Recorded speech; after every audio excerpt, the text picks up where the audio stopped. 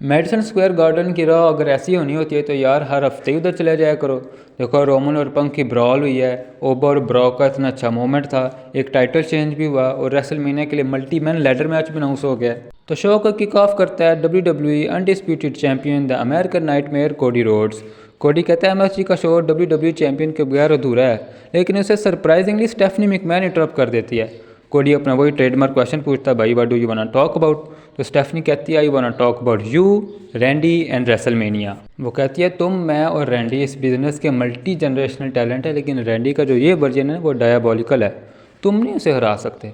तुम्हारा बाप तो बड़े बड़ों के साथ टिक जाता था, लेकिन तुम अपने बाप जैसे नहीं हो, you are not your father. Cody कहता है मुझे पता है रैंडी कितना खतरनाक हो सकता है, और ये बात आप भी तो जानती हो क्योंकि 2009 में ट्रिपल एच और रैंडी की फ्यूड चली थी, जिसके अंदर रैंडी ओटन ने पूरी मैकमैन फैमिली को बहुत परेशान किया था। तो कोडी कहता है अगर तुमने ये बापों की बात करनी है तो हाँ मैं अपने बाप जैसा नहीं हूँ, लेकिन तुम भी तो अपने बाप जैसी नहीं हो। तो इस बात पे भाई स्टेफनी ने तो चपेड़ मार दी कोडी को।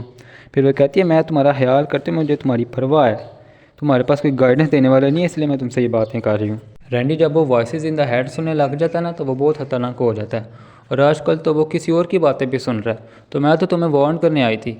एंड पे वैसे कोडी स्टेफनी का शुक्रिया अदा करता है और चला जाता है। तो रैंडी तो भाई वाकई में बहुत खतरनाक हो गया आजकल, जैसे बड़ी ईद पे आपने देखा होगा बेड नहीं मच्छर जाते, रैंडी उस तरह का मच्छर है, वो किसी की बात नहीं सुन रहा, किसी के काबू नहीं आ रहा, और फ़ोन पे वो जिसकी बातें सुन रहा है। तो ये भी मिस्ट्री बढ़ी है कि फ़ोन के उस साइड पे कौन है शख्स, लेट्स सी ये कब रिवील होता है। इसके बाद बैक स्टेज में आइशो स्पीड और डैन हाउसन का सेगमेंट होता है। डैन हाउसन ने पिछले हफ्ते स्पीड को कर्ज कर दिया था, तो स्पीड कहता भाई मेरी फ़्लाइटें मिस हो रही है, मेरे साथ पता नहीं क्या क्या कुछ हो रहा है, तो मेरा ये कर्ज वापस ले लो।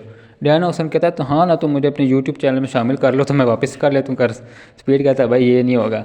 इसके बाद tag team championship street fight match होता है ऊसोस और विजन का।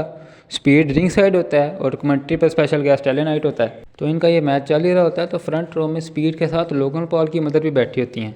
तो लोगन पॉल उनके पास जाके ब्रास नकल्स ले रहा होता है। एले नाइट उनको देख लेता है, एले नाइट उसे पीटने लग जाता है। लोगन पॉल फिर स्पीड को भी घसीट लाता है बैरिकेड से, इधर उसके ब्रास नकल्स गिर जाते हैं, स्पीड वो पहन लेता है। एले नाइट उसे मार के वापस आता है, तो स्पीड के कंधे पे हाथ रखता है, तो स्पीड रिफ्लेक्स एक्शन के तौर पर उसे पंच मार देता है। उसके बाद वो ब्रास नकल लोगन पॉल लेके जिम्यूसो को लगा देता है, तो ऑस्टिन थ्योरी उसे पिन कर देता है और विजन बन गए न्यू टैग चैंप्स। तो विजन जब सेलिब्रेट कर रहे होते हैं तो उन्होंने स्पीड का हाथ भी उठाया होता है, क्योंकि स्पीड ने उन्हें मैच जीतने में मदद की होती है। ऑल्दो स्पीड कन्फ्यूज़ था कि मैंने जानबूझ के नहीं किया, लेकिन अब जो है सो है। इसके बाद लिव मॉर्गन का प्रोमो सेगमेंट होता है, वो स्टेफनी वकेर की फैमिली के बारे में स्पेनिश में ट्रैश टॉक करती है। ये सुन के स्टेफनी वकेर आ जाती है, इन दोनों के दरमियान ब्रॉल होती है जहाँ रॉक्सैन परेज ने रिटर्न कर दिया। फिर रॉक्सैन की हेल्प से लिव स्टेफनी को स्टील चेयर पे ऑब्लिवियन लगाती है, और फिर ये दोनों स्टैंड टॉल करते हैं। इसके बाद बैक स्टेज में विजन स्पीड को अपनी टीम में शामिल करना चाह रहे होते हैं, लेकिन स्पीड इनकार कर देता है। फिर पॉल हेमन उसे कन्विंस करने की कोशिश करता है। पीछे general manager Adam Pearce Paul Heyman से कुछ बात करना चाह रहा था, लेकिन पॉल हेमन कहता है मेरे से तुमने बात करनी, मुझे ईमेल करो। इसको देखो बड़ा तू नवाबजादा। इसके बाद the irresistible forces versus Lyra Valkyria and Bayley के दरमियान वुमेंस टैग टाइटल मैच होता है। ये मैच सॉलिड था जितना भी था। ये मैच अभी पेस पकड़ ही रहा होता है, तो प्रीवियस 2 चैलेंजर्स बेलाज और शॉर्लेट एलेक्सा आ जाते हैं रिंग साइड। डिस्क्वालिफिकेशन की वजह से मैच खत्म हो जाता है। तीनों टीम्स मिलकर चैंपियंस को रिंग से बाहर निकाल देते हैं और खुद स्टैंड टॉल करते हैं। फिर बाद में रेसलमेनिया के लिए इनके दरमियान फेटल 4-वे मैच भी अनाउंस हो गया। ये भी ठीक है, लेकिन अगर TLC मैच होता तो ज़्यादा बेहतर था। इसके बाद शो का सबसे मज़ेदार सेगमेंट होता है, ब्रॉक लेसनर खुद ओबा फेमी को बुलाता है कि भाई आ जा। ओबा फेमी क्राउड के ह्यूज पॉप के साथ एंट्रेंस करता है, लेकिन ये एडम पियर्स लोगों ने बीच में सिक्योरिटी रखी होती है इन दोनों को अलग अलग रखने के लिए। कोई है बात करने वाली वैसे। ओबा फेमी वैसे सबको उठा उठा के फेंकता है, रास्ता क्लियर करता है, रिंग के दरमियान एक दफ़ा चक्कर लगाता है, रिंग में आता है, फेस ऑफ करता है ब्रॉक लेसनर के साथ, लेकिन बीच में ट्रिपल एच आ जाता है, बॉल्ड फ्रॉड। इन दोनों का इन्होंने इनकाउंटर रेसलमेनिया तक सेव करके रखना है। यार इन्हें लड़ने दो भला, यार आपका क्या जा रहा है, इतना मज़ा आना था।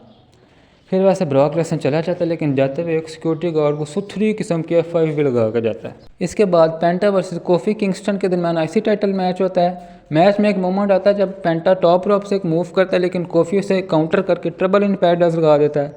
ये देखने में बड़ा सेटिस्फाइंग लगा था, but somehow penta kick out कर देता है। मैच का एंड ऐसा होता है कि पेंटा मैक्सिकन डिस्ट्रॉयर लगा के मैच जीत जाता है। पोस्ट मैच इंटरव्यू होता है जिसमें पेंटा कहता है मैंने एडम पियर्स से बात किया और रेसलमेनिया में एक लैडर मैच होगा, और लैडर मैच में कौन कौन होगा पेंटा के साथ, ड्रैगन ली, जवान एवंस, रूसेव, JD मैकडोना। वही शो स्टीलर मैच है भाई ये, थम्स अप। फिर पॉल हेमन रिंग में होता है, एडम पियर्स से कहता है भाई मैंने तुझे ईमेल किया अब चेक कर लो। पॉल हेमन कहता है मैं वाइज मैन हूँ, मैं हॉल ऑफ फेमर हूँ, मेरे घर लोगों की ईमेल नहीं पढ़ता। इसका हिसाब लगाओ अब कहाँ से आते हैं ये लोग।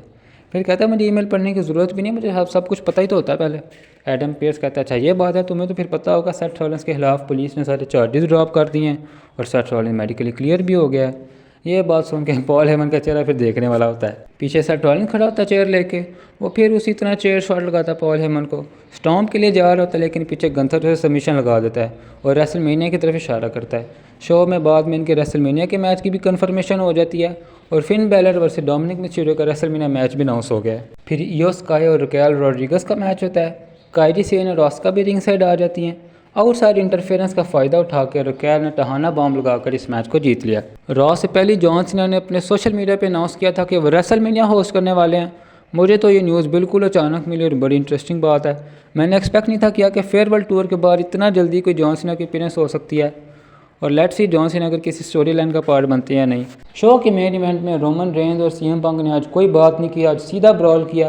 पहले रोमन ने पंक को स्पीयर लगाया, फिर पंक ने जीटीएस लगाया, फिर बाहर अनाउंसर्स टेबल पे रोमन को पावर बॉम्ब लगाया।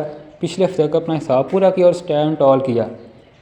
ओवरऑल मंडे नाइट रॉ की ये एपिसोड ज़बरदस्त थी। What are your thoughts, do let me know in the comments below. और मैं वीकली शोज़ के क्विक रिव्यूज़ बनाता हूँ, शॉर्ट फॉर्म में चेक कीजिएगा। बाकी थैंक्स फॉर वॉचिंग। अल्लाह हाफिज़।